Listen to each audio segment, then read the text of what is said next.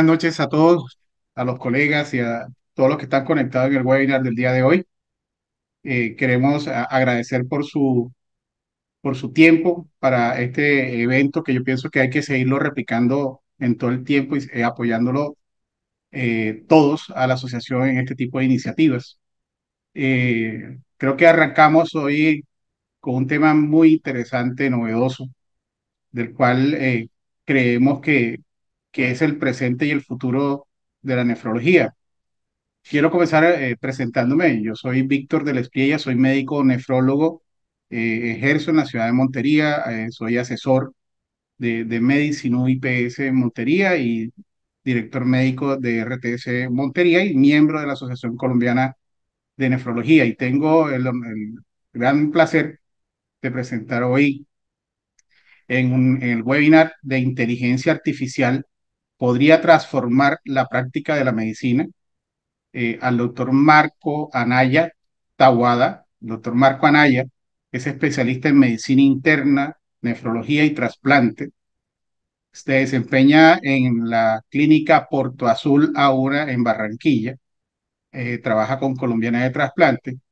Y el doctor es máster especializado en gestión de salud digital en la Universidad Politécnica de Cataluña y es docente de la Universidad del Norte. Yo creo que además tenemos que mencionar que Marco es el líder del comité de las TICs eh, de la Asociación Colombiana de Nefrología. Realmente es una persona que nos ha movido mucho para que las nuevas tecnologías y las nuevas herramientas disponibles sean utilizadas en nuestra práctica clínica diaria y que los resultados se vean reflejados siempre en nuestros pacientes como centro de la atención. Pues no siendo más, quiero dejarlos con el doctor Marco. Quizá la dinámica de esto, las preguntas las vamos a hacer al final y por favor las escriben al chat, en donde ahí estaremos dando lectura y respuesta a cada una de las preguntas que ustedes tengan. Bienvenidos, doctor Marcos, el auditorio es suyo. Muchas gracias a los colegas y a los médicos asistentes a este webinar. Bueno, muchas gracias, Víctor, por esa presentación y a la Asociación Colombiana de Nefrología e Hipertensión Arterial por brindarnos este espacio para fomentar estos temas de inteligencia artificial. Y la pregunta que nos hacemos, ¿será que vamos a nosotros a ser testigos de cómo va a transformar la forma en que hoy estamos ejerciendo la nefrología? Pues vamos a ver.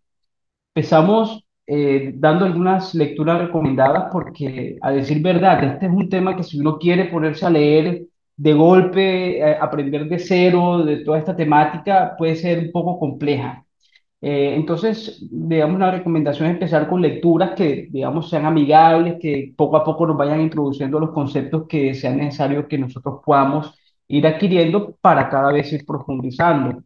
Hay un libro que me encantó, que es de Andrés Oppenheimer, que es Sálvese quien pueda, y habla de cómo la automatización ha ido impactando las distintas profesiones y oficios a lo largo de los últimos años, incluido la medicina. También Deep Medicine del doctor Eric Topol, que es un líder de opinión en temas de inteligencia artificial, es un cardiólogo. También el grupo Hipócrates, que somos un grupo de médicos especialistas que tenemos afinidad con los temas de implementación de modelos de inteligencia artificial. Tenemos un sitio web, tenemos pues nuestras redes sociales y cada semana se publica una columna de interés en temas relacionados a la inteligencia artificial. Y también les comparto este pequeño manual o un libro muy corto que es de Ángel Martín de Francisco, que es un profesor en la Universidad de Cantabria. Esto salió publicado en el portal de la Sociedad Española de Nefrología el mes pasado y de verdad maneja conceptos muy básicos y nos introduce a cómo la inteligencia artificial está cada vez más adentrándose en las distintas especialidades, pero en el caso puntual, pues la nefrología. Comencemos con la definición de la inteligencia artificial. Se puede definir como la subdisciplina del campo de la informática que busca la creación de máquinas para que puedan imitar comportamientos inteligentes.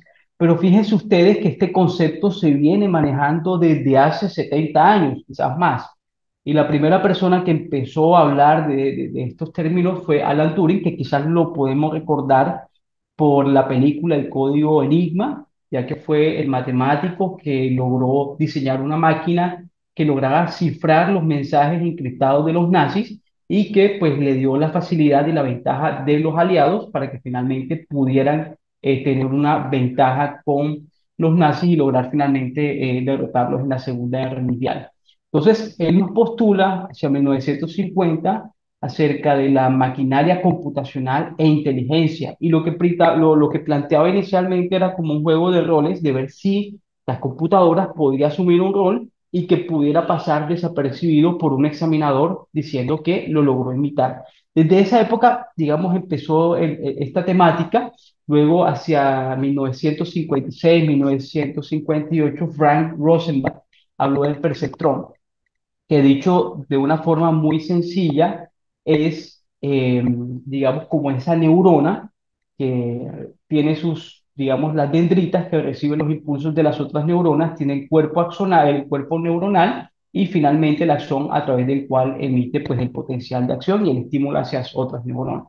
Digamos, teniendo en mente este concepto, él lo que intentó plantear es que también hubiera una neurona artificial, que sí, pues lo planteó inicialmente, que reciba sus dendritas, que son las señales de entradas a las cuales se les adjudica un peso sináptico.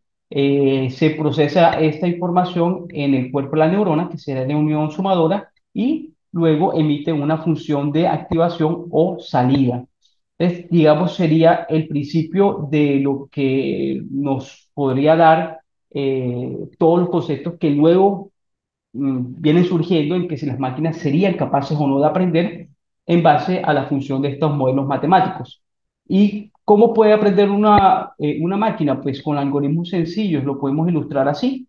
Una lámpara que no prende. ¿Qué pasa? ¿Está conectada a la corriente de energía? ¿Sí o no? Si no está conectada, pues se conecta y se intenta nuevamente encender. Si la lámpara no enciende, pues verifico el foco está quemado, ¿sí o no? Si está el foco, digamos, quemado y lo reemplazo y la lámpara sigue sin prender, pues definitivamente digo, la lámpara no sirve, seguramente me va a tocar reemplazarla por otra. Entonces, si una máquina es capaz de resolver este problema, uno la programa y uno dice, "Ve, la máquina aprendió". Entonces, existen distintos tipos de aprendizaje que lo vamos a mencionar un poco más adelante. Pero fíjense, estamos por allá en la década de 1960. Luego, aquí empieza a hablarnos de cómo, de que será que es posible que las máquinas aprendan de manera automática. Y luego ya para los años 80 comienza a hablarse un concepto que quizás en ese momento no era tan revolucionario, pero que hoy día nos está revolucionando el mundo de una forma impresionante. Y habla del deep learning, que es coger esas neuronas o tomarlas, organizarlas en capas y ponerlas interconectadas. Entonces, esto se conoce como las redes neuronales y estas redes neuronales son capaces de tomar conceptos muy básicos, procesarlos y emitir salidas que a su vez pasan a otra capa de neuronas que también la procesan, le adjudican su peso y van cada vez haciendo mucho más abstracto lo que va a ser la salida. Entonces simula mucho la actividad de un cerebro humano. Entonces, si uno quisiera verlo un ejemplo, yo puedo comenzar las primeras entradas o las primeras neuronas son capaces de identificar tornillos, tuercas, quizás por ahí una manija, por acá quizás un espejo retrovisor, solamente detectan partes y al final acá el egreso, digamos, tras procesar esta información capa tras capa, es capaz de identificar o generar la imagen de un vehículo. Estas son las bases, lo que son las redes neurales, incluso las redes neuronales convolucionales son la base de lo que hoy tenemos o lo que estamos viendo con las inteligencias artificiales generativas, como ChatGPT, como Soros, como todos estos modelos de inteligencia artificial, precisamente tienen como base este deep learning. Entonces vemos que ya a nuestra fecha, todas las aplicaciones que muchos de nosotros pues estamos familiarizados ya en el día a día. Pero ¿qué pasa? ¿Por qué si estamos hablando de que esto empezó en 1950, por qué hasta ahora es que tiene el auge? Si nosotros nos damos cuenta, la máquina o la computadora de IBM 305, la Ramac en el año 1956, apenas cabía en una habitación y la capacidad de almacenamiento era entre 5 y 10 megabytes. Luego, hacia 1980, la máquina Cray 2 Supercomputer era del tamaño de una nevera, almacenaba 32 gigabytes. Y miren el precio, $30 millones. La otra, traída a precio actual, sería más o menos 30.900 dólares. Pero si nosotros hoy día nos tocamos el bolsillo o tenemos aquí en nuestro escritorio una supercomputadora que tiene una capacidad de almacenamiento de hasta 512 gigabytes. Entonces imagínense todo lo que acumula el aparatico que tenemos en nuestra mano en este momento y el precio pues asequible para la mayoría de la gente. Entonces la capacidad de las supercomputadoras, la capacidad de almacenar y procesar información, y si le sumamos a eso el Internet de alta velocidad, pues permite que el flujo de información esté cada vez mucho más disponible y obviamente se puedan desarrollar todo este tipo de modelos de inteligencia artificial. También hay que tener en cuenta que hay términos que están relacionados con la inteligencia artificial y que suelen solaparse, suelen utilizarse a veces de manera indistinta, no es que esté mal, pero tenemos la inteligencia artificial que es como la sombrilla grande debajo de la cual están todos los modelos de machine learning, de deep learning, de ciencia de datos, de big data, de redes neuronales, ¿sí? Entonces, digamos, la inteligencia artificial es todo este paraguas que contiene por debajo, pues, los distintos modelos que la constituyen. ¿Qué subcategorías hay de inteligencia artificial? Tenemos la robótica, que es programar máquinas que tengan la capacidad de desenvolverse en escenarios y adaptarse al entorno. Es decir, si toca subir una escalera, pues puedan ver que hay una escalera por delante, que sean capaces de subirla y que pues tengan la capacidad de poder hacerlo. Eh, el procesamiento de lenguaje natural, la inteligencia artificial generativa, lo que le mencionaba el ChatGPT, Soros, DALL-E, que son las que producen imágenes. También las categorías que tienen que ver con conversión de voz a texto y de texto a voz, también pues Siri, Alexa, y el reconocimiento facial. Entonces, todas estas son subcategorías de la inteligencia artificial que, digamos, está prácticamente en muchos de los accesorios y de los dispositivos que utilizamos en el día a día. Y digamos, para hacer aquí digamos, unos últimos conceptos generales, tenemos pues que la inteligencia artificial, los modelos que están implícitos, como el machine learning, que el aprendizaje puede ser supervisado, es decir, se programa para que la máquina aprenda, se le dan unas etiquetas a imágenes para que el modelo pueda reconocer imágenes y finalmente pueda identificar. O sea, yo le enseño a la máquina, digamos, de un ejemplo sencillo, le muestro fotos de peras y de manzanas, de peras y de manzanas, le etiqueto y luego cada vez que yo le muestro la foto de una pera, pues el modelo está en capacidad de identificar si es una pera o si es una manzana y así. Entonces yo la entreno. Hay un aprendizaje que es no supervisado y el aprendizaje que es reforzado, es decir, que es como una combinación de ambas, que puede uno ir haciendo los ajustes y haciendo, digamos, los refuerzos que necesita el modelo. Y está el aprendizaje profundo, que es el deep learning, que como ya lo mencionamos, se caracteriza más por la presencia de varias capas de redes neuronales que son capaces de emitir datos de salida bien abstractos y que se asemejan mucho a la función del cerebro humano. Entonces, el punto de partida, ¿cuál es? Estamos hablando de modelos de inteligencia artificial y todo esto, y quizás lo vemos muy lejos. Quizás decimos, no, pues yo por lo pronto seguiré haciendo mi consulta ahí con mi computadorcito normal, pero es importante que nosotros seamos conscientes de que el punto de partida de todo esto son los datos. Si tenemos una buena base de datos, si somos aplicados al momento de recolectar datos, seguramente podemos a futuro irnos organizando para pensar en diseñar modelos en el área en que nos desempeñemos. Tenemos las bases de datos que pueden ser datos estructurados o no estructurados, datos provenientes de los biosensores, hablamos de termómetros digitales, pulsoxímetros, eh, dispositivos, los relojes inteligentes, pues que tienen un pletismógrafo que nos permiten registrar la onda de pulso, trazos de electrocardiograma, algunos dispositivos tienen la posibilidad pues de colocarse una banda que registra una derivada de un trazo electrocardiográfico, las cámaras, los registros médicos electrónicos. Y aquí me quiero detener porque nosotros los médicos usualmente somos un poco perezosos, por decirlo en términos suaves. ¿Qué pasa? Que empezamos a trabajar en una clínica, en un sitio, atendiendo consulta o atendiendo pacientes hospitalizados. ¿Qué hacemos? Nos llevan al sitio para aprender cómo se maneja la historia clínica. Usualmente no le prestamos mucha atención, pero cuando vamos a diligenciar la historia clínica, que tiene sus casillas parametrizadas, tiene sus espacios para desarrollar cuadro de texto, lo que hacemos, ¿qué es? Hacemos un solo larguero de evolución, análisis, subjetivo, perdón, subjetivo, objetivo, análisis, plan. Lo copiamos en la primera casilla, lo copiamos y lo pegamos en todas las casillas que siguen. Entonces, ¿qué pasa? Que por la pereza o quizás por ser prácticos en el momento, al momento que el grupo de TI de la clínica o del sistema de registro de historia clínica de la institución donde estamos quiera hacer extracción de datos para hacer minería de datos, pues se da cuenta que esa es una cantidad de información que está totalmente desorganizada, lo que llamamos una información que no está estructurada y dificulta mucho, digamos, que se puedan hacer de verdad algunos modelos que podamos aplicar a nuestra práctica diaria. Entonces, digamos, el primer llamado es que nos pongamos juiciosos a llenar bien la historia clínica, que ese es un buen punto de partida para ir organizando, ir pensando a futuro si podemos establecer algún tipo de modelo de Machine Learning o de Deep Learning que nos permita implementarlos en lo que hacemos en el día a día.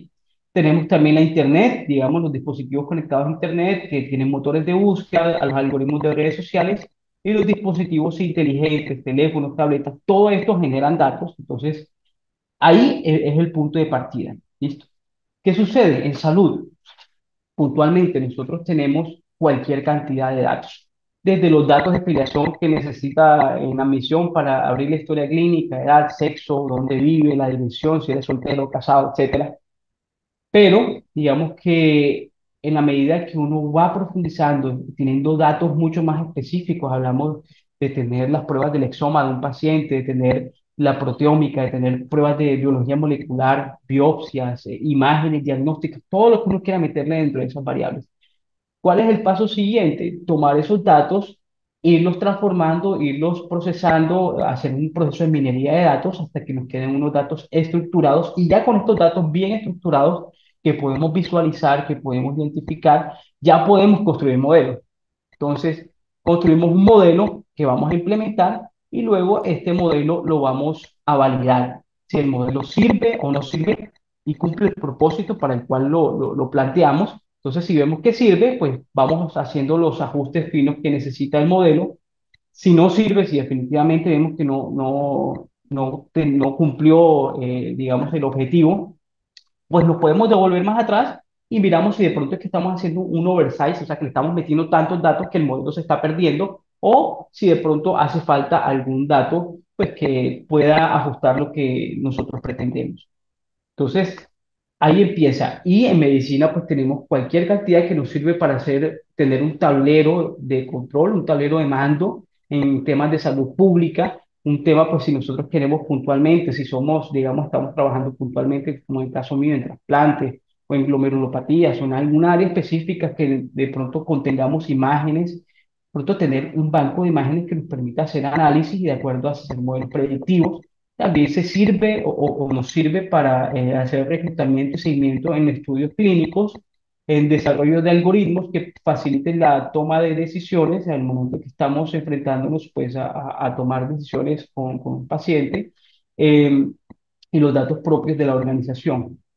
¿Qué plantea esta revisión del New England Journal? De pronto es muy optimista, me pareció interesante esto, de que esos minutos que uno invierte en la consulta, llenando la historia, generando las órdenes, generando que la impresora, que todo lo que normalmente nosotros vivimos, pues en algún momento pudiera ser reemplazado por un sistema capaz de reconocer el audio de la entrevista entre el médico y su paciente, extraer la información de acuerdo digamos, a la necesidad de esa consulta y él mismo pues va generando un algoritmo que va a decir, este paciente tiene tal impresión diagnóstica, se recomienda hacer estos exámenes, por ejemplo, y que nosotros podamos tener un poco más de tiempo para ser unos coach de nuestros pacientes, para atender las inquietudes, las preguntas que tengan nuestros pacientes y poder hacerle, digamos, dedicar ese tiempo, que tanto se quejan ahorita los pacientes que ni les toman la presión, que todo el tiempo fue mirando el computador y ni siquiera me miró, pues ojalá podamos liberarnos un poquito de eso y que nos sirva pues para nuestra función. Entonces, ya en esta segunda parte es cómo se aplica en la actualidad los modelos de inteligencia artificial en nefrología. Y básicamente en la revisión que estuve haciendo, lo que pude encontrar es identificando población en riesgo de padecer alguna condición como lesión renal aguda o enfermedad renal crónica, detección temprana, clusterización, soporte en la toma de decisiones y otras utilidades que voy a mencionar al final. ¿Listo? Entonces, haciendo la búsqueda y definitivamente lo que mencionaba, la mayoría de los reportes tienen que ver con predicción e identificación temprana, ¿sí? Como lo podemos ver acá, en distintos escenarios, ¿sí? Entonces, si yo quiero plantear cómo hacer un modelo de lesión renal aguda, por ejemplo, aquí está el flowchart. Si yo tengo acá el modelo que quiero implementar, puedo aplicarlo, digamos, el escenario de lesión renal aguda como una herramienta que me permita identificar el riesgo, una herramienta que me permita identificar los distintos fenotipos, entendiendo que no todos los pacientes con lesión renal aguda son iguales, pues estará el que tiene una sepsis severa con compromiso de órganos, estará el que tiene una lesión obstructiva, estará el que de pronto tiene una lesión renal aguda prerenal, entonces identificar qué fenotipo de lesión renal aguda tiene mi paciente, o si lo que yo quiero identificar es cómo me está respondiendo el paciente al tratamiento que le estoy implementando.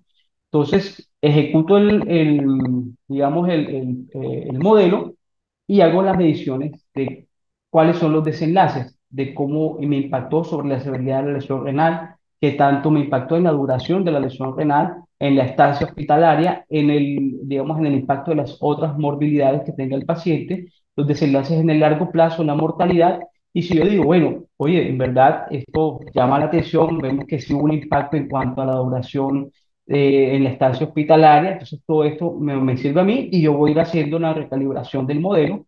Si no, vuelvo, y vuelvo al inicio, a los datos, y empiezo a hacer nuevamente, organizar qué es lo que de pronto quiero que mi modelo haga y de pronto algunas variables que tenga que modificar para que el modelo funcione.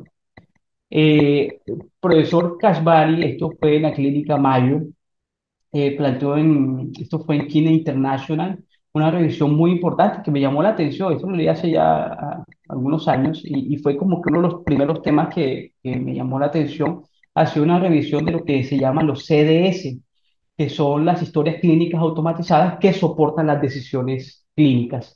¿Sí? Entonces, las CDS, digamos que es lo que uno normalmente observa para referirse a los sistemas de registro que nos ayudan a tomar decisiones eh, básicamente pueden hacerlo desde generación de alertas electrónicas y recordatorios. ¿Cómo lo podemos ver en un ejemplo muy sencillo? El paciente que quizás entra por una fractura de tibia, peroné, el tipo estaba por allá jugando fútbol, ¿sí? Se fracturó, ingresó, tenía indicación quirúrgica, le tomaron exámenes, creatinina de ingreso 0,8. Pues bien, al quinto día del operatorio, que le han puesto AINES, que le han puesto antibiótico y todo, el paciente tiene una creatinina de 1,2.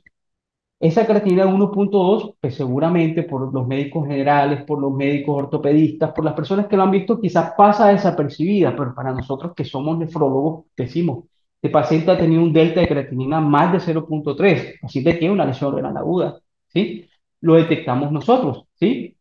Pero, ¿qué pasaría si el mismo sistema nos genera una alerta que nos dice, ojo, que este paciente tiene una elevación significativa de la creatinina? Por favor, en el contexto de este paciente, entonces identifica, este paciente está recibiendo vancomicina, este paciente lleva 2 días recibiendo diclofenaco intramuscular o lleva recibiendo gentamicina. Entonces, de pronto, como les digo, nosotros como nefrólogos sabemos cómo actuar, pero quizás el paciente, por la inercia que cae en la inercia terapéutica, muchas veces el médico general, los médicos que están en urgencia con tanto trabajo, ignoran este tipo de alteración en la creatinina que puede llegar a ser determinante a futuro. Entonces, ¿qué pasaría si además de eso me salen recomendaciones basadas en la evidencia, en las últimas guías de lesión renal aguda, ¿sí? Y me va diciendo, por favor, a este paciente suspende o se recomienda suspender vancomicina, se recomienda incrementar el aporte líquido, se recomienda, por ejemplo, iniciar, qué sé yo, nefroprotectores con una solución bicarbonatada, cualquier, lo que uno quiera poner de acuerdo a la evidencia, interesante, ¿verdad? Pero también si yo quiero en el transcurso del tiempo, identificar cómo están los datos, o sea, cuál fue la incidencia de lesión renal aguda en mi centro, pues también tener un panorama global. Tristemente, uno quiere hacer búsqueda de cómo son las cifras actuales de lesión renal aguda y no hay mucha información. ¿Sí? Uno pues saca información de que por allá del hospital militar alguien hizo un trabajo o que por allá del hospital San José alguien hizo un trabajo, pero digamos no hay una base de datos robusta que nos permita a nosotros identificar o tener caracterizada la lesión renal aguda. Y pues también nos ayuda en el enfoque diagnóstico. Lo veríamos de esta forma: pacientes que tienen factores de riesgo, pues, qué comorbilidades tiene el paciente al momento de ingresar, a qué va a estar expuesto durante el tiempo de cuidado, si va a ser sometido a una cirugía o alguna condición, algún tratamiento antibiótico prolongado, cuál es la condición hemodinámica y de laboratorio del paciente, las condiciones propias de su condición socioeconómica, medioambiental. Y aquí tenemos la primera fase predictiva, tenemos la segunda fase ya descriptiva, que ya detecta la lesión renal aguda, genera una alerta, y luego viene la fase prescriptiva en la cual nos dice, por favor, de acuerdo al nivel de evidencia, un paciente que tiene sepsis, que tiene esto, se recomienda hacer este tipo de intervenciones. Entonces, así pudiéramos implementar un modelo de Aquí Alerts, que como le mencionaba y lo citaba en la diapositiva anterior. Pero ¿cómo esto El aplica en la viernes vida fue el real? 18 y me duele el 19 en la noche. Si por ahí ¿Cómo? alguien tiene el micrófono prendido, Que me duele el 19 en la noche. entonces, listo, gracias. Entonces, si nosotros llevamos esto a la vida real, pues precisamente hay un estudio que se publicó en el CJSN, que es la revista del Journal de la Sociedad Americana de Nefrología, en el cual se implementó un CDS y se hizo la comparación 12 meses antes de la implementación, en el cual hubieron 181.000 pacientes, de los cuales 11% desarrolló lesión renal aguda, y se hizo un seguimiento 24 meses después de implementar el sistema. Hubo una detección de 12.8 pacientes con lesión renal aguda. Siempre que hubo lesión renal aguda se generó la alerta y se evidenció, o sea, digamos que con la implementación se hicieron varias mediciones en las cuales se pudo comprobar o se pudo evidenciar una diferencia estadísticamente significativa en cuanto a mortalidad y en cuanto a necesidad de terapia de reemplazo renal. Quizás pues habrán detractores de que la calidad del estudio no es buena, de que fue un estudio de un centro que necesita una validación externa, pues sí, pero esto es esperanzador, saber que con este tipo de medidas puedo impactar en que pacientes no terminen en diálisis, no solamente desde el costo que genera la propia terapia de reemplazo renal, sino para el paciente, la preservación de los accesos vasculares y todo lo que conlleva la lesión renal aguda y pues el inicio de terapia. En cuanto este fue otro modelo que digamos, se desarrolló, esto fue en Escocia, en Tayside, con 273.000 pacientes, tuvo una validación en Alberta, Canadá, con 1.173.000 pacientes, y otra en otra corte en Kent, en el Reino Unido, con 218.000 pacientes. Identificó con cuatro variables qué pacientes estaban en riesgo de padecer lesión renal aguda. Tenía en cuenta si el paciente de base tenía una tasa de filtración glomerular disminuida, tenía diabetes, tenía falla cardíaca y era paciente de edad avanzada. Entonces, lo importante digamos, de este modelo era la predicción de pacientes que iban a tener lesión renal aguda. Entonces, de acuerdo a esto, digamos, se demostró que este modelo definitivamente y ayudaba a los médicos de atención primaria y secundaria a identificar pacientes con lesión renal aguda de manera temprana y que podían generar o podían con tiempo generar medidas proactivas de prevención. Entonces, fíjense, cuatro variables de nuestros pacientes que entran a las clínicas por urgencia. Por lo general ya tienen historias clínicas previas y ya conocemos cómo está la tasa de filtración, el conocer si tienen diabetes o no, pues simplemente con preguntarles si tienen ese antecedente. Si tienen falla cardíaca, pues tenemos algún registro de historia clínico, el paciente lo sabe, y la edad adulta. Entonces, fíjense que no se necesita mucho, no necesita cosas muy exorbitantes para poder realizar modelos. En cuanto a la enfermedad renal crónica, este fue un modelo que me pareció bien interesante, que utilizaba deep learning de imágenes de la retina, asociada a factores de riesgo convencional de enfermedad renal crónica, es decir, edad, sexo, la etnia, si es diabético, si es hipertenso. Es decir, pacientes que no tenían diagnóstico de enfermedad renal crónica, pero que tenían estos factores de riesgo, le asociaba la imagen de la retina y sometía esto a un modelo de deep learning, y las imágenes de la retina asociadas con los factores de riesgo convencionales demostró un adecuado desempeño para estimar qué pacientes van a padecer de enfermedad renal crónica. Entonces, esto es una oportunidad también de ver cómo podemos articular quizás algún dispositivo que nos permita evaluar la retina y pues adjuntarlo a la valoración de los pacientes de cortes de que son hipertensos, que son diabéticos y que no han sido diagnosticados como enfermedad renal crónica. Lo otro son los clústeres. Los clústeres son como subtipos de pacientes. Y este clúster, digamos, que traigo aquí en este estudio, hizo un registro o análisis del registro desde el año 2006 a 2020, incluyó pacientes de 18 años en adelante y evaluó pacientes prevalentes e incidentes con enfermedad renal crónica. Utilizó un modelo de machine learning no supervisado para identificar subtipos de enfermedad renal. Entonces, pudo identificar que hay principalmente cinco subtipos o cinco fenotipos de enfermedad renal. El que aparece temprano, catalogado como aquellos que tienen menos de 70 años y que tienen pocas comorbilidades, como un paciente de bajo riesgo, de buen pronóstico. Pacientes que aparecen tardíamente, más de 70 años, con baja carga de comorbilidades, el paciente que ya, el diabetes tipo 2 o pacientes con historia de obesidad, que ya tiene alta carga de comorbilidades y alto riesgo de progresión, ya es un paciente que tiene un moderado pronóstico, un moderado eh, riesgo de progresar la enfermedad. Los pacientes con cáncer, que también aquí hubo un subtipo, que son pacientes que por su expectativa de vida tienen pobre pronóstico, y el paciente cardiometabólico, es aquella persona que tiene una enfermedad de riesgo cardiovascular, que tiene alto riesgo de complicaciones y por tanto también alto riesgo de progresión de la enfermedad. Y podemos ver aquí cómo los distintos escenarios que también compartían los pacientes según el clúster o según el subtipo.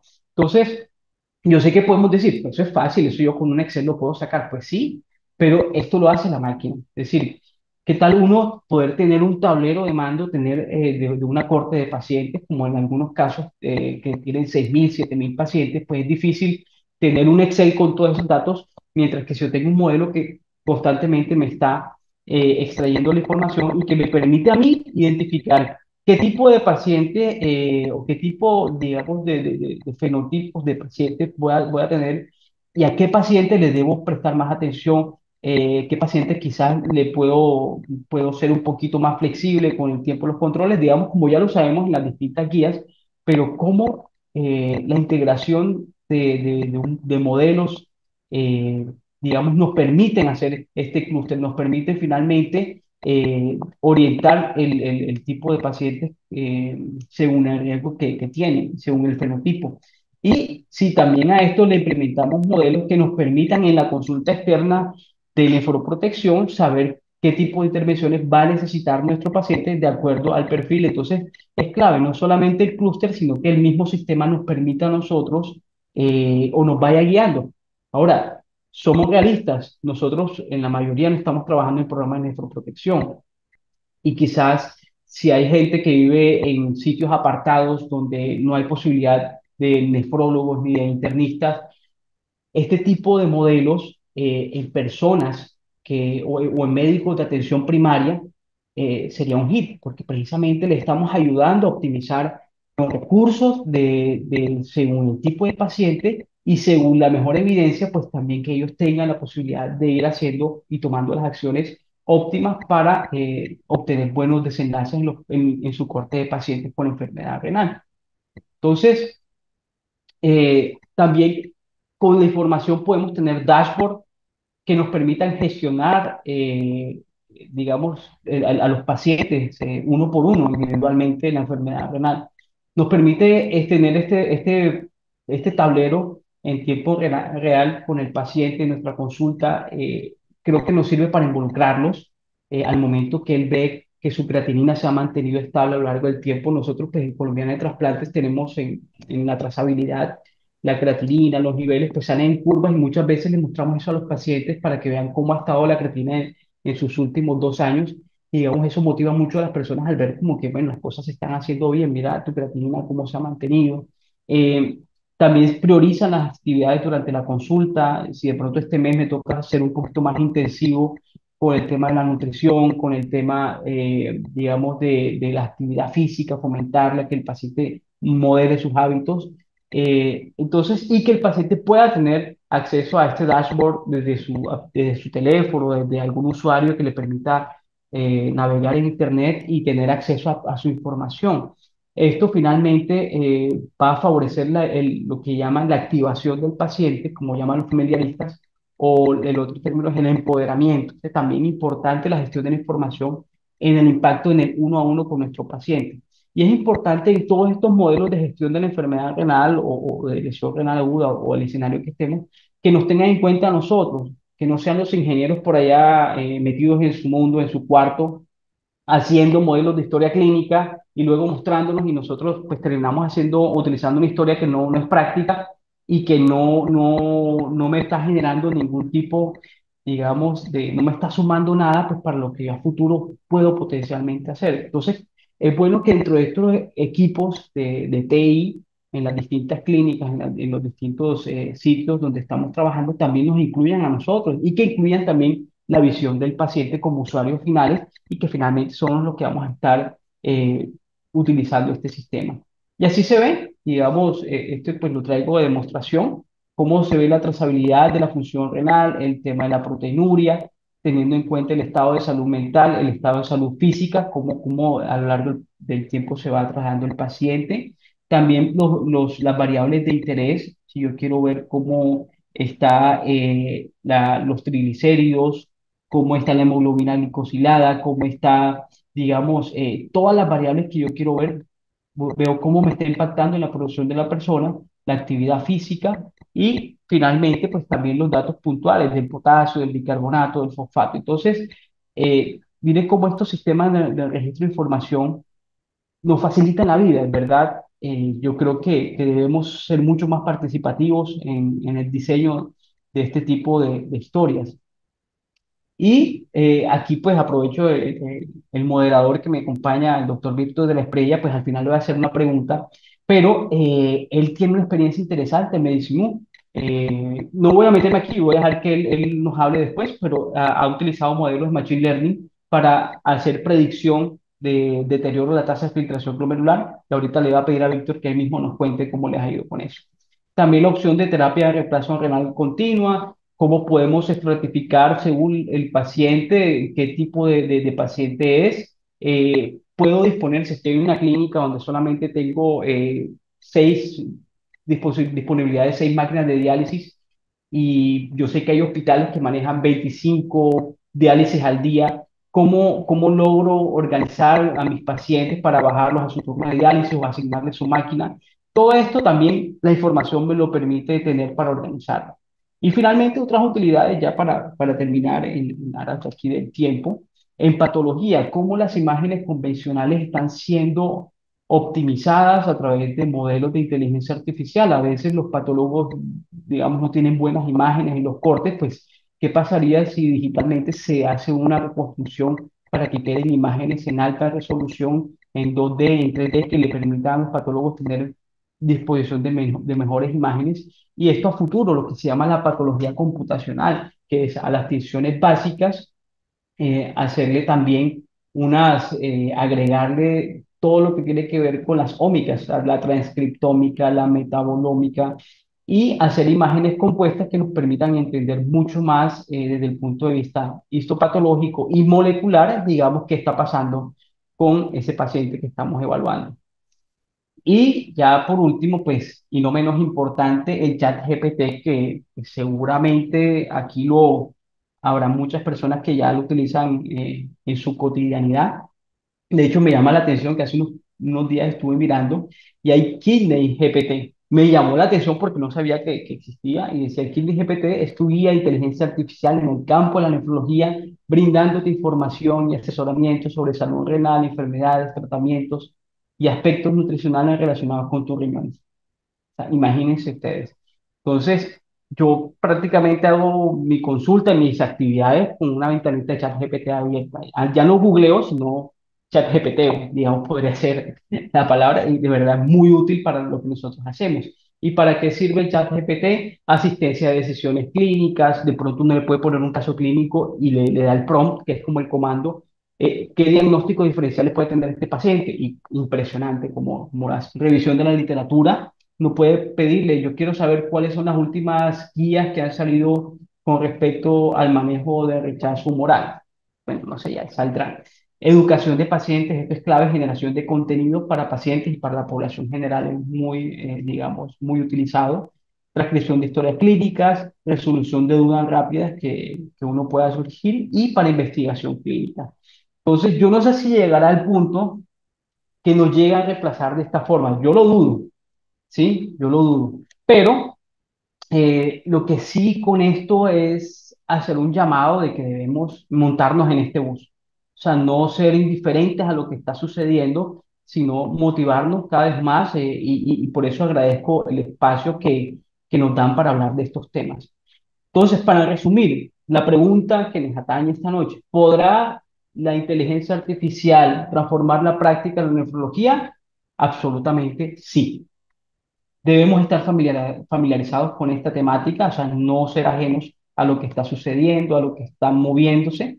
El punto de partida es el dato, por eso este mensaje es fundamental para todos y no solamente para nosotros, sino los que somos profesores universitarios, los que estamos ahí en constante formación de las futuras generaciones de médicos, fomentar siempre la cultura del dato, porque de la calidad del dato va a depender la calidad del modelo. Entonces, empecemos por ahí. Y la utilidad en predicción, detección temprana y soporte en la toma de decisiones, vimos que hasta el momento viene tomando fuerza y lo hace muy bien, lo cual facilita que podamos hacer intervenciones oportunas, que impactemos en desenlaces, optimización desde el punto de vista también de histopatología, lo que mencionábamos de la patología computacional, y el chat GPT, que lo dejo ahí a gusto del consumidor. ¿Listo? Entonces, con esto finalizo la presentación, nuevamente agradeciendo por el espacio. No sé, Víctor, si nos quieres contar de productos que estás haciendo también allá, pues para terminar esta parte de lo que queríamos comentar hoy. Marco, muchas gracias. Primero, pues, quiero agradecerte por la ilustración que nos das de un tema que es muy amplio, que es un tema que vale la pena estar al pendiente de esto, que quiero contarte que han habido más o menos 40 personas conectadas durante toda tu presentación, muy pendientes a todas las cosas que tú nos has planteado. Y amablemente, antes de esperando que los colegas hagan las preguntas por acá, quiero mostrarles lo que Marcos me estaba contando, que es una experiencia que tenemos nosotros en Medicinú con el desarrollo de, no sé si me están viendo, a ver si No, termino de no, no, no, compartir. ¿No? no Bueno, se ve, no a se ver, está viendo, Víctor. allí Ahora sí creo que sí. parece. Ahora sí, ahora sí.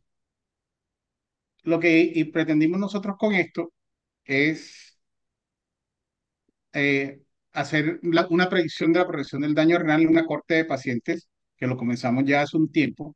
Y quiero mostrarles todo esto muy rápido, porque realmente aquí hay un equipo en donde hay muchas personas trabajando, hay matemáticos, ingeniero industrial, hasta nefrólogos existen en el trabajo, porque realmente lo que hablaba Marca hace un rato, esto es una tarea de todos, en donde comenzamos a construir este tipo de desarrollos. Y lo que nosotros enfocamos es a la gestión de riesgo de los pacientes que no están en diálisis, que están en el programa de riesgo cardiovascular de nuestra IPS, buscando cuáles eran aquellos que tenían unas características de progresión rápida o que cambiaban muy rápido de estadio o que llegaban a estadio 5 muy rápido.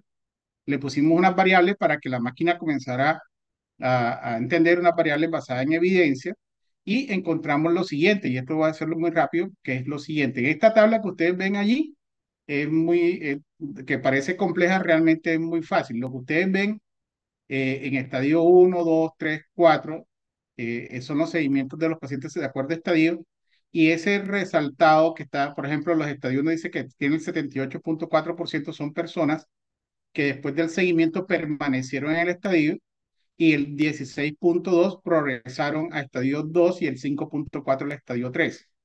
Y si ustedes miran, y es un foco que queríamos mostrar también, miren específicamente el estadio 2, el 64%, por 64.2% de los pacientes permanecieron en el estadio 2, pero miren ustedes que el 28% de aquellos pacientes progresaron al estadio 3 y un 6.6% de los pacientes con esas variables que nosotros le metimos, incluso regresaban a estadio 1.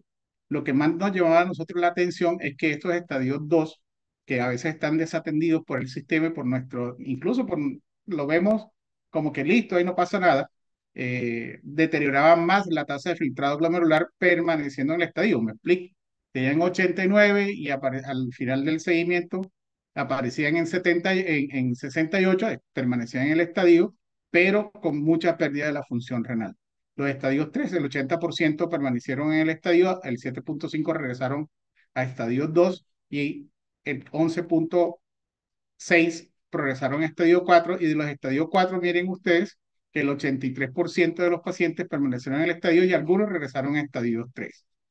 Y digamos que esto es un poquito más complejo, era el desglose de lo que ustedes vieron en la gráfica anterior y nosotros dijimos cuáles eran las variables de mayor importancia que detectó la máquina. Miren ustedes, la, la tasa de filtrado y como segundo, la tasa de filtrado después o al final del seguimiento y como segundo era el cambio o el índice de masa corporal en los pacientes eh, que tenían más riesgo de deterioro de la función renal.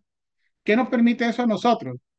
Lo que hablaba Marca hace un rato es focalizar atención en aquellos grupos en donde más requieren que el nefrólogo y el clínico esté con base en la generación de datos, ¿sí?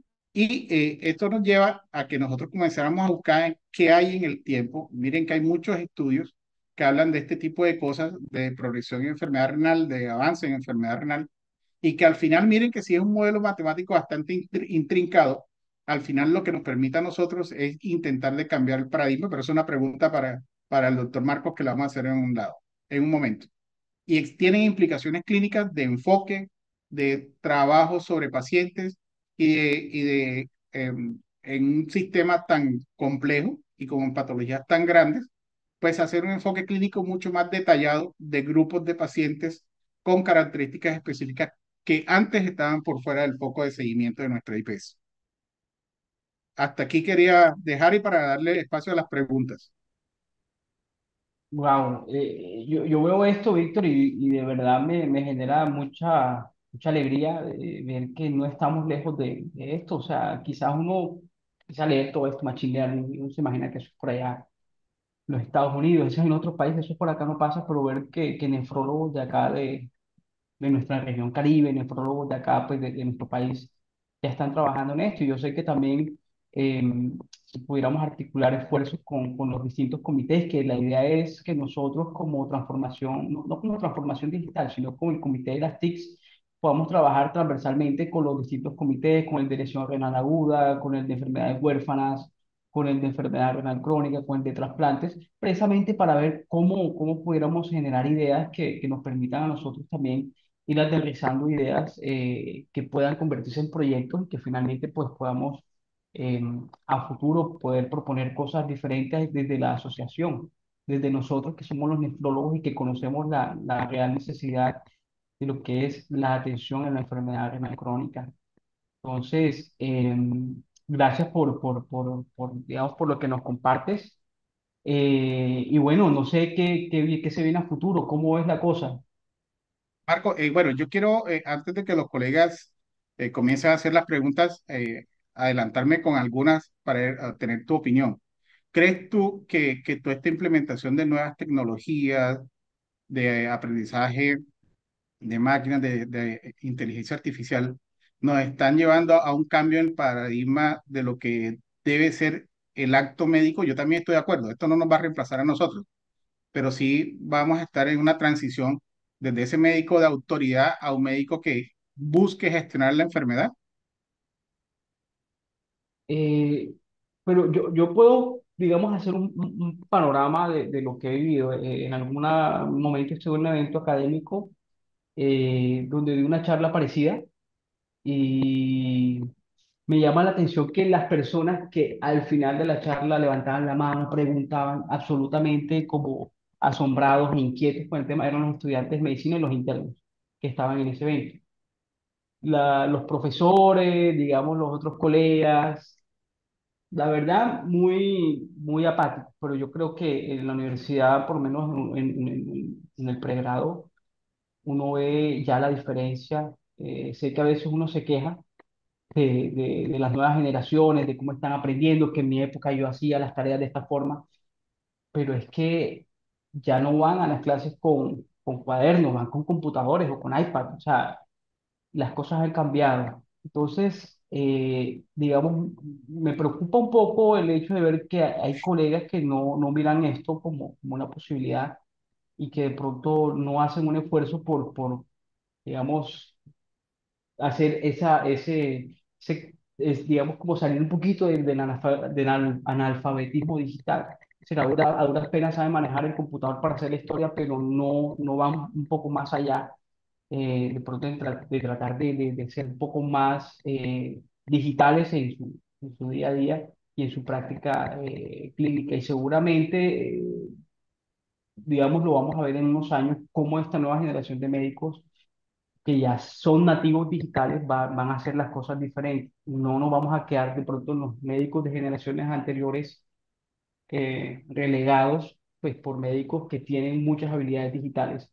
Entonces siempre el mensaje es que podamos estar muy atentos de subirnos en este bus y no ser indiferentes a lo que está sucediendo.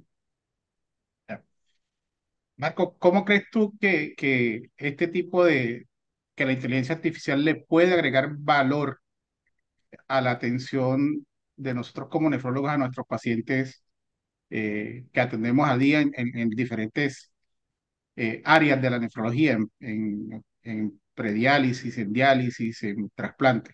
Mira, yo también estoy convencido, de pronto en Colombiana de Trasplantes hemos también trabajado mucho en eso, en lo que es la transformación digital, porque no se trata solamente de tener unos fríos números ahí diciendo tengo tantos pacientes en estadio 2 en estadio 3 no sé qué, sí, que de pronto es lo que vemos en la cuenta de alto costo cada año, sí, sino en verdad cómo uno puede involucrar al paciente que entre en un ecosistema digital y el hecho de que el paciente también esté inmerso en el ecosistema digital pueda ser mucho más activo en la toma de decisiones y que pueda ser, digamos, mucho más consciente de su propio autocuidado y de cómo va su proceso de atención. Entonces, más allá de generar valor desde lo económico, de si me voy a atender, me voy a economizar más tiempo para hacer más consultas, quizás no verlo de esa forma, sino cómo de verdad el usuario final, que es el paciente, se va a beneficiar de todas las intervenciones. Se va a beneficiar de que la enfermedad no le progrese, se va a beneficiar de tener una adecuada gestión de su condición, de hacer todo lo posible para que el paciente esté informado. Digamos, el paciente informado es un paciente empoderado y que también seguramente vamos a verlo en los desenlaces y lo vemos. De hecho, el paciente que tiene una buena red de apoyo y que tiene una buena noción del autocuidado, pues tiene mejores desenlaces que aquel pues, que no tiene ni cuidadores y que no tiene ni noción ni idea de en qué va su enfermedad. Entonces, creo que también el tema de la información a pacientes, el empoderamiento, cómo nosotros a través de un tablero podemos ir gestionando de acuerdo a las necesidades de nuestros pacientes, finalmente va a beneficiar a los pacientes, pero también, pues, ya hablando de números, esto se va a traducir en cifras, optimizar el recurso en la atención de nuestros pacientes, menos hospitalizaciones, menos necesidad de progresión digamos, de medidas de estadios avanzados de la enfermedad renal. Yo veo que aquí el doctor Jorge Coronado tiene la mano levantada, no sé si él tiene habilitado el... Y acá en el Marco. chat también tenemos una pregunta, Marco. Ok, Doctor Coronado, dale. adelante. Hola, buenas noches, Marco. Me perdí un poco la primera parte de tu charla y me gusta ese comentario que haces de que tus profesores y los más veteranos no te prestaban atención, y más los internos y los residentes, quizás reflejando lo que es la experiencia y la inexperiencia, ¿verdad? Porque finalmente estas herramientas de, digamos, a las personas que tenemos mucha más experiencia, desde luego que es un apoyo y nos va a servir para muchas cosas, pero también desde la experiencia, saber, por ejemplo, muchos colegas jóvenes y antiguos no... ¿Sí me están escuchando? Sí, sí se escucha, doctor. Ah, que da la casualidad que lo clásico, alguien llama cuando uno está hablando. Bueno, entonces la pandemia nos enseñó que las personas, los pacientes de los que estamos hablando ahorita, de que les vamos a aplicar todo esto de la inteligencia artificial, etcétera, se aburrieron, se hastiaron de la teleconsulta. Ansiaban regresar a la consulta a verle la cara al médico. ¿Verdad? Entonces, eso es un punto a tener en cuenta. Y una de las cosas que reclaman los pacientes es precisamente que el médico cada vez se dedica menos a él y se dedica más a mirar el computador. Entonces hay que saber, Marco, muy bien cómo se maneja esto, cómo se va a proyectar al usuario final, porque una cosa es que nosotros nos montemos en la película de todo esto, que es muy bueno para nosotros, pero cómo eso le va a llegar a la población. Entonces, en resumen, lo que quiero decir es que me parece todo muy bien, excelente, yo estoy en este bus, estoy aprendiendo. Todos conocemos que el ChatGPT convencional, tú lo sabes muy bien, el que puede consultar cualquiera, está actualizado hasta el 2022. O sea, no tiene nada de 2023, 2024. El que quiere tener algo actualizado tiene que suscribirse, tiene que pagar. Y mínimo, como muy barato, creo que son como $70 mensual. O sea que eso ya limita un poco la parte individual. Tendría que ser más como a nivel empresarial. Entonces, en resumen, decirte que me agradó tu charla. Este bus hay que montarlo, hay que tomarlo con pinzas, porque finalmente tenemos que saber cómo se lo transmitimos al usuario final. Y bueno, felicitarte por la excelente charla que tuviste. Muchas Gracias, gracias, gracias, doctor doctor Coronado. Coronado. Doctor, hay una pregunta del chat. User dice, ¿debemos incorporar a un ingeniero experto en inteligencia artificial en nuestro equipo de trabajo para una adecuada generación de datos, prueba del modelo y ejecución de programas de inteligencia artificial? Yo creo que esto hay que tener es un equipo conformado, o sea, tal cual como tú lo mostrabas, Víctor, yo creo que no es simplemente contratar un ingeniero que venga y nos haga todo el modelo, sino sentarnos a nosotros, también nos toca ahí estar con ellos y decirle, esto es lo que queremos, esto es lo que en verdad está generando impacto, esto es lo que, la salida que quiero es esto, ¿sí? Pero muchas veces pasa como cuando uno va a cortarse el pelo, que uno dice, quiero así, y termina uno con una patilla más larga que la otra. Así pasa, es porque los ingenieros le devuelven a uno una cosa que uno dice, esto no fue lo que yo pedí. Entonces, toca trabajar en conjunto con el grupo de TI, y yo creo que eso es fundamental. Si no, no estar separados, sino hacer mesas de trabajo. Y no solamente el ingeniero de sistema convencional, sino hay especialistas en datos, en ciberseguridad, porque también hay que tener en cuenta todo el tema de la ciberseguridad con lo que vivimos recientemente con las distintas GPS, con el tema del secuestro de la base de datos. Entonces, no es simplemente tener un modelo de historia clínica bonita y ya, sino todo lo que ella implica. Está el doctor Juan Hayer, que Juan José también hace Hayer parte está con la mano levantada. Y hay otra aporta acá en el chat. Doctor Juan José, por favor. Buenas noches, ¿cómo están? Eh, Primero que todo, felicitaciones, Marco. Muy buena charla, muy interesante. Es las charlas que tenemos que estar viendo en este momento. Como dijo el doctor Grado, hay que montarse en el bus, pero hay que hacerlo con cautela, así como dijo, como lo mencionaron. Estoy de acuerdo con eso. Hay muy buenos ejemplos, pero también hay como un intento que se hizo para detectar cáncer de piel por medio de fotos, y para no alargar el cuento, la inteligencia artificial aprendió a identificar que era cáncer de piel cuando tenía una regla al lado, porque las fotos que utilizaron eran de libro y todas tenían una regla de medición al lado. Entonces, son cosas así que uno va aprendiendo. Tiene muy buenas aplicaciones, pero hay que saberlo usarlo con cautela, porque está lo que se llama la caja negra, que a veces no se sabe por qué toma la decisión que toma. Y entonces hay que tener esa cautela. Sin embargo, hay que meterse. Yo, por mi lado, mi experiencia utilizando el chat GPT, es verdad, no está actualizado sino hasta el 2022, pero yo le puse un resumen de las guías de nefritis lúpica que mandaron en los chats que estamos nosotros. Le dije que se lo leyera y después le hice preguntas en base al resumen que le había mandado, y era capaz de analizar el resumen que yo le dije, capaz de darme unas opciones de tratamiento para un caso clínico que le puse todo por hacer el ejercicio. Y entonces también puede uno darle la información de la cual uno quiere que se basa, y se basa en eso y te responde y te lee el artículo y te lo resume y te dice cómo tratar al paciente y eso. Entonces es algo muy interesante. No creo que va a reemplazar a los médicos, pero yo creo que los médicos que utilicen la inteligencia artificial van a reemplazar a los que no la utilicen. Entonces, Muchas gracias, doctor Juan eh, José. Ah, listo. No, no, no, no, sí, ese No, era no, qué pena, sigue. no, no, no, no, no, está bien. Entonces, gracias a la intervención que quería hacer. Felicitaciones por la charla.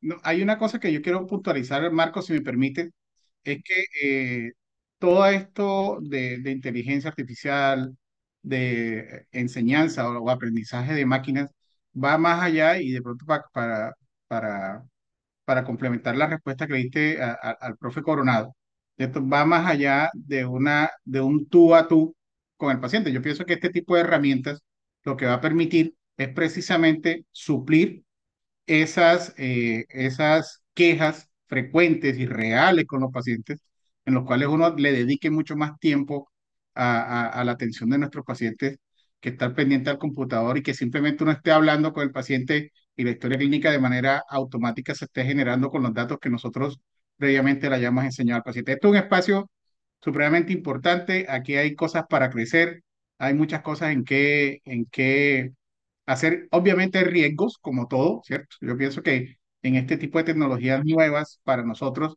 van a haber riesgos y retos que tenemos que salir adelante. El doctor Juan Carlos Conde, doctor Anaya, dice felicitaciones, la aplicación de inteligencia artificial nos va a ayudar a detectar en forma predictiva, perdón, los cambios de los estadios de enfermedad renal crónica, sobre todo en puntos, entre comillas, ciegos que tenemos con la enfermedad, lo cual nos está llevando a pobres resultados. Y la doctora Marta Patricia Rodríguez Sánchez dice, estimado doctor Marcos, un saludo especial, felicitaciones. El doctor Manuel Cueto tiene la Muchas gracias. mano levantada. Doctor Cueto, adelante.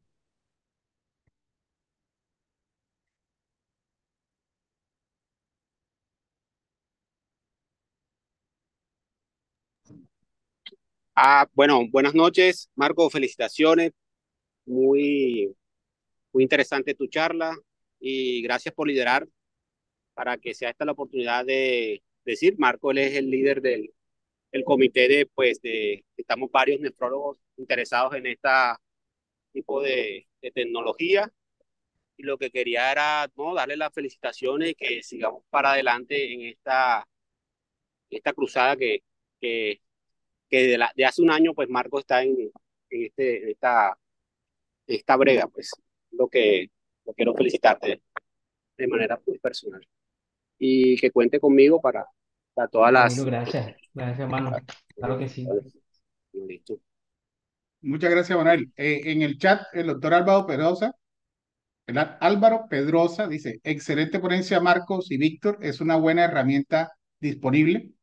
El fortalecer la conectividad permanente en lugares apartados del país como Chocó, Guajira, para tener acceso a plenitud a estos nuevos recursos. Sí, eso es un desafío y nos toca hablar con el doctor Barros allá en La Guajira, con Marcelo allá en el Chocó, a ver qué podemos hacer y cómo desde la asociación podemos también proponer soluciones. Muchas gracias a todos Bueno, por conectarse, por son las sus 8, mensajes, por sus comentarios. son las 8:13. Si no hay más preguntas o intervenciones, vamos a cerrar la reunión. Queremos agradecer nuevamente la asistencia. Este es un tema que apenas está comenzando. Agradecemos a todos los participantes en vivo que utilizaron el micrófono y el chat y queremos, créannos que vamos a seguir trabajando con el liderazgo de Marcos para que este tipo de herramientas sean valiosas en nuestra práctica clínica como nefrólogos. Un abrazo a todos, que tengan una feliz noche. Marcos, muchas gracias y felicitaciones, que estuvo espectacular todo. Chao, chao. Gracias.